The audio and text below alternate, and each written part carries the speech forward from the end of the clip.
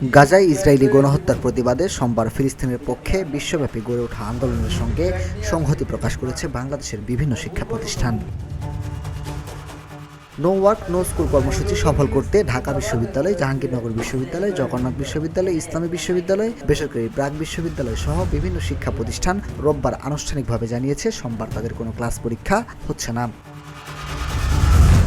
ঢাকা বিশ্ববিদ্যালয় কর্তৃপক্ষ এক সংবাদ বিজ্ঞপ্তিতে জানিয়েছে, গাজায় ইসরায়েলি বাহিনীর বর্বরোচিত হামলার প্রতিবাদে সোমবার বিশ্ববিদ্যালয়ের ক্লাস ও পরীক্ষা বন্ধ থাকার পাশাপাশি সকাল ৯টা থেকে বেলা ১১টা পর্যন্ত সব অফিস বন্ধ রাখা হবে। জাহাঙ্গীরনগর বিশ্ববিদ্যালয়ের বিজ্ঞপ্তিতে জানায়, সোমবার সকাল ১০টা থেকে দুপুর ১২টা পর্যন্ত বিশ্ববিদ্যালয়ের সব অফিস কর্মবিরতি পালন করবে। সব ধরনের শিক্ষা কার্যক্রম স্থগিত থাকবে।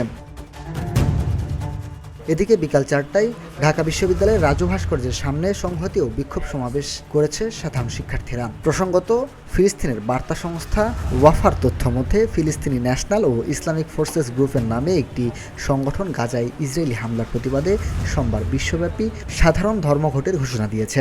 উল্লেখ্য, গাজায় ইসরায়েলি হামলায় এ পর্যন্ত শিশু, নারী, পুরুষ নির্বিশেষে ৫০,০০০-এর বেশি মানুষ প্রাণ হারিয়েছে।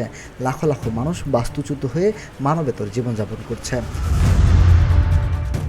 মিনহাজুল ইসলাম, ভিওডি বাংলা, ঢাকা।